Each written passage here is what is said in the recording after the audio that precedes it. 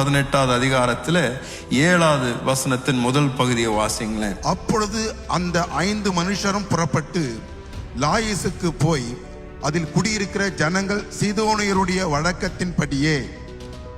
அங்க தேவ வார்த்தை சொல்லுகின்றது, இந்த லாயிஸ் என்ற பட்டணத்திற்கு அவர்கள் போய் பார்த்த பொழுது அங்க வசித்துக் கொண்டிருந்த ஜனங்கள் யாருடைய பழக்கத்தின்படி வாழ்ந்து கொண்டிருந்தார்கள் என்றால், சிதோனியர் என்ற ஜனக்கூட்டத்தின் பழக்கத்தின்படி வழக்கத்தின்படி வாழ்ந்து கொண்டிருந்தார்கள் என்று அவர்கள் கண்டார்களாம். ஆகையால் நான் சொல்வேன், முதலாவது உங்களுக்கும் எனக்கும் நாம் இந்த வசனத்திலிருந்து எடுத்துக்கொள்ளுகின்ற பாடமும் எச்சரிக்கையும், இந்த தான் கோத்திரத்தார் இந்த சிதோனியருடைய கலாச்சாரத்தை பின்தொடரும்படியாக தீர்மானம் செய்தார். அவர்கள் வசிக்க தெரிந்து கொண்ட இடம், அவர்கள் இந்த லாயிஸ் என்ற பட்டணத்தில் வாழ்ந்து கொண்டிருந்த ஜனங்கள், அவர்கள் தனிமையாக வாழ்ந்து கொள்ளவில்லை.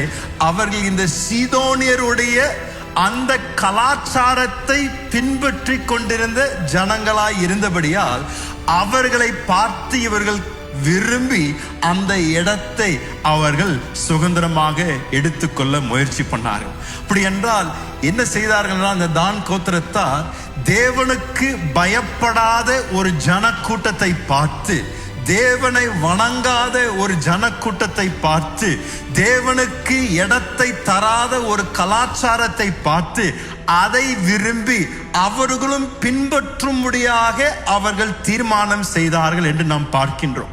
தேவனுடைய உடன்படிக்கையில் பிரவேசித்த இந்த இஸ்ரவேல் கோத்திரம் தேவன் கொடுத்த எல்லா கற்பனைகளை உண்மையாக பின்பற்ற வேண்டிய இந்த ஜனக்கூட்டத்தார் இவர்கள் தங்களுடைய சொந்த விருப்பத்தில் நடக்க துவங்கினார்கள். அவர்களுடைய சொந்த கண்களுக்கு எது நன்காக அவர்களுக்கு தோன்றியதோ அதை பின்பற்றும்படியாக அவர்கள் தீர்மானம் செய்தார்கள். இந்த தான் கோத்திரத்தார் தான் இஸ்ரவேல் தேசத்திற்குள் இந்த விக்கிரக ஆராதனை கொண்டு வருகின்றார்கள் என்று நாம் இந்த அதிகாரத்தில் பார்க்கின்றோம்.